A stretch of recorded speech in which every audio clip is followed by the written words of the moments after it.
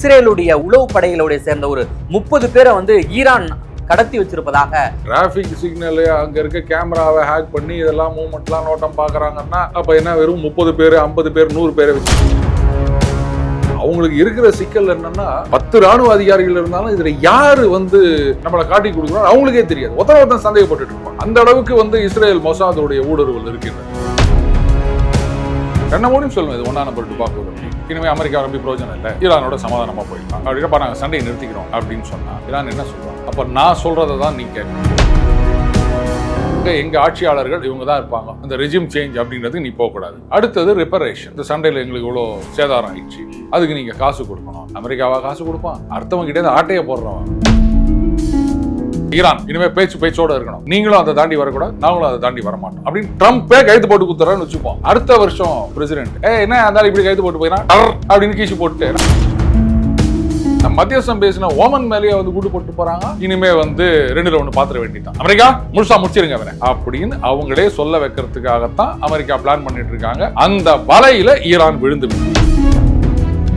ஈரானை அடிச்சு நொறுக்கினாங்க அப்படின்னு சொல்லியாச்சுன்னா அதுக்கப்புறம் சண்டை நின்றாலுமே அமெரிக்க அரபு நாடுகள் ஐரோப்பிய நாடுகள் இவங்களுடைய சப்போர்ட் இல்லாம. ரெஃப்ளெக்ட் நேயர்களுக்கு வணக்கம். இன்று நாம் சந்திக்க இருக்கக்கூடிய சிறப்பு விருந்தினர் டெய்லி பஞ்ச் திரு அருண் அவர்கள். சார் வணக்கம். சார் வணக்கம். கோபி சார், தொடர்ந்து ஈரான் அமெரிக்கா போர் ஒரு 11 நாட்களை கடந்து அதிதீவிரமா போயிட்டு இருக்கு. இப்படிப்பட்ட சூழ்நிலை பாத்தீங்கன்னா அமெரிக்கா அண்டு இஸ்ரேலுடைய உளவு படைகளுடைய சேர்ந்த ஒரு 30 பேரை ஈரான் கடத்தி வச்சிருப்பதாக செய்திகள் வெளியாகி இருக்கு. அந்த உளவுத்துறை அமைச்சகமும் செய்திகள் வெளியிட்டு இருக்கு. எப்படி சார் பாக்குறீங்க இதை? 30,000 பேருக்கு மேல இருப்பான், 30 பேரை பிடிச்சி வச்சுட்டு நீ என்ன பண்ண போற? இது ஒன்றும் புதுசு கிடையாது. இந்த மாதிரி உளவு பார்த்தார்கள் அப்படின்னு சொல்லிட்டு அரெஸ்ட் பண்றது அப்படின்றது உளவாளிகள்னு சொல்றாங்க. ராணுவத்துல பெரிய பதவிகள்ல இருந்தவங்களே இவங்க இஸ்ரேலுக்காக வேலை பார்த்தாங்க அப்படின்னு போட்டு தன்னதெல்லாம் நிறைய நடந்திருக்கு கோபி. அங்க பாத்தீங்கன்னா ஈரான்ல இஸ்ரேல் ஊடுருவல் அப்படின்றது இன்னைக்கு நேத்து கிடையாது, பல வருடங்களா 10-20 வருஷங்களுக்கு மேல அங்க இருக்கு. ஈரான்ல மட்டும் இல்ல, எல்லா நாடுகள்லயும் அவங்க ஊடுருவி இருப்பாங்க. ஈரான்ல அதிக அளவுல இருக்கு. பாத்தீங்கன்னா நீங்க அவன் ஈரானியன்னு நினைச்சிட்டு இருப்பீங்க, ஆனா கிடையாது. அவன் இஸ்ரேலியார் இல்ல, அங்க இருக்கிற ஈரானியனை அவன் பாட்டுக்கு நம்ம சைட்ல இது பண்ணி வச்சுட்டு எல்லாம் பார்த்துட்டு இருப்பான். ஸோ அங்க பல ஆயிரக்கணக்கில் இருக்காங்க. டிராபிக் சிக்னல் அங்க இருக்க கேமராவை ஹேக் பண்ணி இதெல்லாம் மூவ்மெண்ட்லாம் நோட்டம் பாக்குறாங்கன்னா அப்ப என்ன வெறும் 30 பேர் 50 பேர் 100 பேரை வச்சு ஓட்டிட்டு இருப்பாங்களா? அவங்க பல ஆயிரக்கணக்கில் இருப்பாங்க. இந்த 30 பேர் பிடிச்சி வச்சு நீங்க என்ன பண்ண போறீங்க? இதெல்லாம் ரிஸ்க் இருக்குன்னு தெரிஞ்சுதானே. அதுல நிறைய பேர் பாத்தீங்கன்னா அவங்க நாட்டுக்காரங்களாவே இருப்பாங்க. அவங்களுடைய பெரிய ராணுவ அதிகாரிகளையே உளவு பார்த்தாங்கன்னு போட்டு தள்ளும் போது இதெல்லாம் ஒரு பெரிய விஷயமா? அவங்களுக்கு இருக்கிற சிக்கல் என்னன்னா 10 ராணுவ அதிகாரிகள் இருந்தாலும் இதுல யாரு நம்மளை காட்டி கொடுக்கணும் அவங்களுக்கே தெரியாது. ஒருத்தன் சந்தேகப்பட்டு இருப்பாங்க. அந்த அளவுக்கு இஸ்ரேல் மொசாதோடைய ஊடுருவல் இருக்கின்றது. இந்த 30 அப்படின்றதெல்லாம் ஒரு சும்மா சீன் காமிக்கிற வேலை. ரெகுலரா அப்பப்ப நடக்கும், அவங்கள புடிச்சோம் இவங்கள புடிச்சோம் அப்படின்னு சொல்லுவாங்க. இப்ப வார் நடக்கிறதுனால 30 பேரை புடிச்சிட்டோம் அப்படின்னு காமிச்சிக்கிறதுக்கு நாங்க இவ்வளவு பண்ணிட்டோம் அப்படின்னு. 30 பேரை பிடிச்சதுனால இனிமே இஸ்ரேலுக்கு உளவே கிடைக்காத. அவங்க இன்னும் அதான் சொன்னேன், இன்னும் 29,970 பேர் இருப்பாங்க கோபி, அவங்கள பிடிக்க சொல்லு. சரி, இப்போ அமெரிக்காவை தான் இந்த அரபு நாடுகள் ரொம்ப நம்பிட்டு இருந்தாங்க. இப்ப பார்த்தோம்னா அரபு நாட்டிலே ஈரான் குண்டை போட்டு ஒரு பொருளாதார சேதத்தையே உண்டாக்கி இருக்கு. இப்போ அரபு நாடுகள் ஈரான் கூடிய சமரசத்துக்கு போயிடலாம், இனிமேல் அமெரிக்கா நம்ப தேவையில்லை அப்படின்ற நிலைக்கு வந்திருப்பதாக சொல்லப்படுகிறது. எந்த அளவுக்கு சார் உண்மை இது? அப்படிதான் இருக்கா நிலை?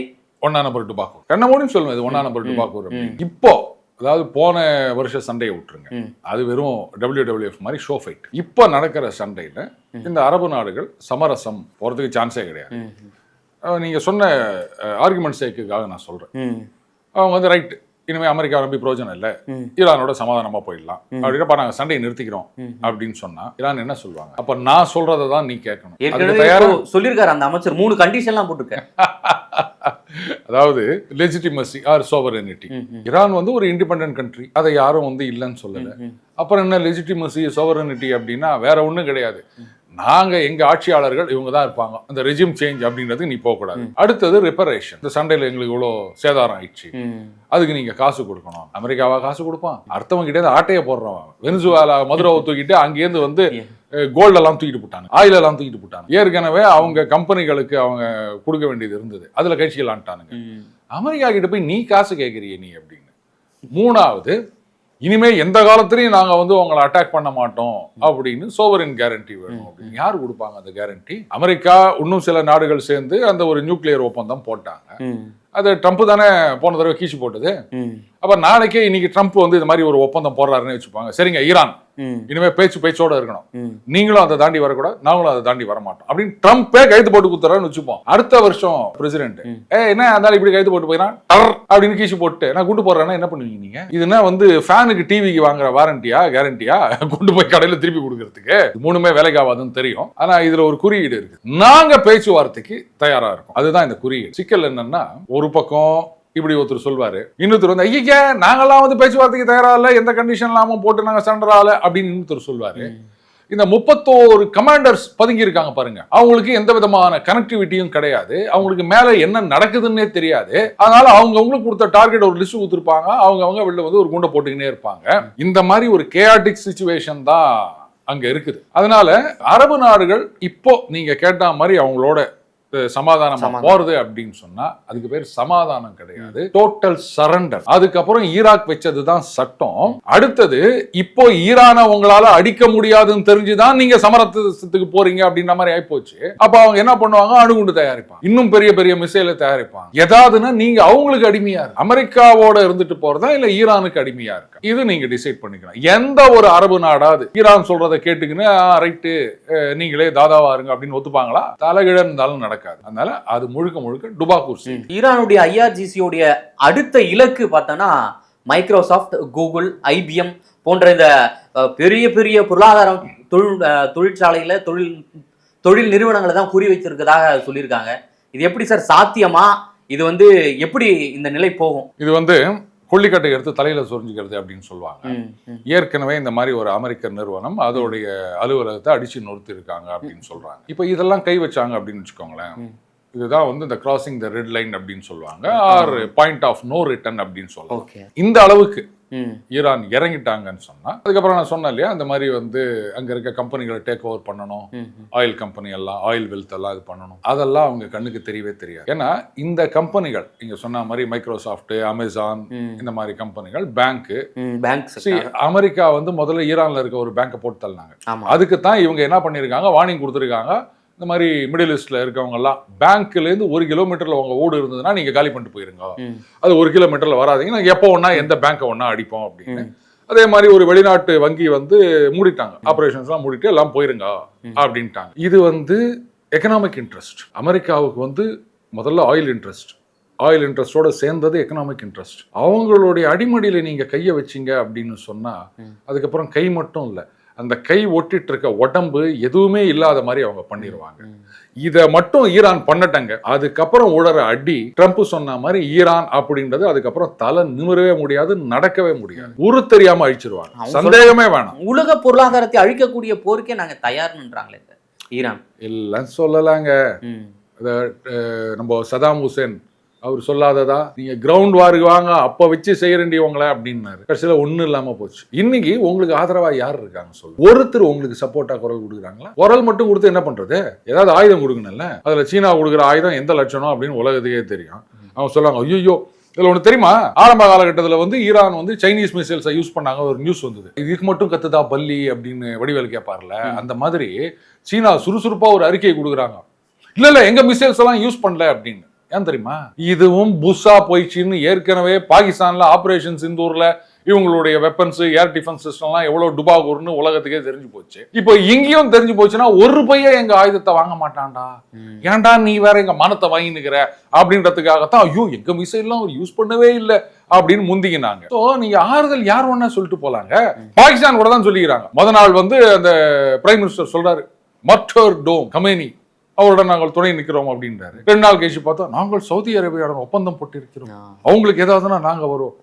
ஒண்ணு இந்த பக்கம் இல்ல இந்த பக்கம் இல்ல, 2 பக்கமா நிக்கிறேன்ற, இந்த பக்கம் ஆத்துல ஒரு கால் சேத்துல ஒரு கால் அப்படின்னு வாங்கல. அந்த மாதிரி அவ அண்ணன் சொன்ன மாதிரி நடுவுல இருந்தா கூட பரவாயில்ல, நீ ஆத்துல ஒரு கால் சேத்துல ஒரு கால் இருந்தா சுத்தமா ஏத்திட்டு போடாதா லாரி, அண்ணன் சீமான் சொல்ற மாதிரி. அதனால இதெல்லாம் வந்து உதார விடலாம், நாங்க அதை பண்ணுவோம் இதை பண்ணுவோம் அப்படின்னு சொல்லிட்டு பண்ணட்டும்.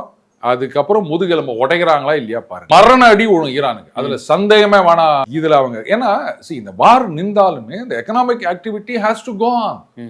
இதெல்லாம் அமெரிக்க நிறுவனங்கள். அவங்க இது வரைக்கும் அடிச்சதாவது சவுதியோடைய ஆராம்கோ, அவங்களுடைய ரிஃபைனரி, ஆயில் ஸ்டோரேஜ், இது ஓமனோடது, இது பஹ்ரைனோடது, அப்படி சொல்லிட்டு போலாம். அமெரிக்க நிறுவனங்களை நீங்க அடிச்சு நொறுக்கிட்டீங்க. இப்ப சொன்ன மாதிரி மிகப்பெரிய ஏற்கனவே ஒன்று பண்ணிருக்காங்க. இதுக்கு அதாவது அந்த மறுபடியும் வடிவேலுக்கு தான் வரணும். ஒரு சின்ன பையன் வந்து டாய் டாய் அப்படின்னு கூட்டு போய் கிட்னி எடுத்துட்டு வருவான் பாருங்க. அந்த மாதிரி தான் இந்த பேங்க் அப்படின்னு. இப்ப இந்த பேங்க்குக்கு ரிட்டாலியேஷனா நான் மைக்ரோசாஃப்ட், அமேசான் அது இதுன்னு சொல்லி நிற்கிறாரா? இதை பண்ணிட்டாங்கன்னு சொன்னா இதுக்காக தான் நான் காத்து நிற்கிறேன் அப்படின்னு சொல்லிட்டு ஒட்டுக்கா போட்டு தள்ளிட்டு போயிடுவாங்க. அடுத்தது, நீங்க சுத்தி இருக்கிற நாடுகள் மேலலாம் குண்டு போட்டுனுக்கிறீங்க. இந்த சிச்சுவேஷன்ல இனிமே வந்து வேலைக்கு ஆகாதுன்னு சொல்லிட்டு ஆக்டிவா இது நாள் வரைக்கும் பேசிவா இருக்காங்க அரபு நாடுகள்லாம். இதுக்கப்புறம் என்ன பண்ணுவாங்க?